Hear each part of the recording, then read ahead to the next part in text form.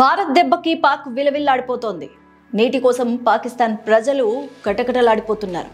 పెహల్గాం ఉగ్రదాడి తర్వాత భారత్ సింధు నదీ జలాల ఒప్పందాన్ని నిలిపివేసింది. దీని ప్రభావం ప్రస్తుతం పాకిస్తాన్లో స్పష్టంగా కనిపిస్తోంది. సింధు, జీలం, చీనాబ్ నదులతో కూడిన సింధు నది వ్యవస్థలో నీటి కొరత కనిపిస్తోంది. పంజాబ్ ప్రావిన్స్లో ఖరీఫ్ విత్తే కాలం దగ్గర పడుతున్న నేపథ్యంలో నీటి సమస్య తీవ్రమైంది.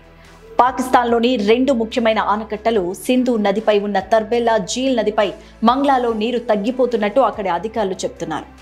తీవ్రమైన వేడి వాతావరణం నీటి కొరతకు కారణం. ఇక చీనాబ్ నది నీటిని భారత్ సమర్థవంతంగా అడ్డుకోవడంతో పాకిస్తాన్ కష్టాలు మరింత పెరుగుతున్నాయి. పాకిస్తాన్ ప్రభుత్వం విడుదల చేసిన తాజా డేటా ప్రకారం జూన్ 2, 2025 నాటికి సింధు నది జలాల వ్యవస్థలో నీటి లభ్యత 2024 జూన్ 2తో పోలిస్తే 10.3% తగ్గింది.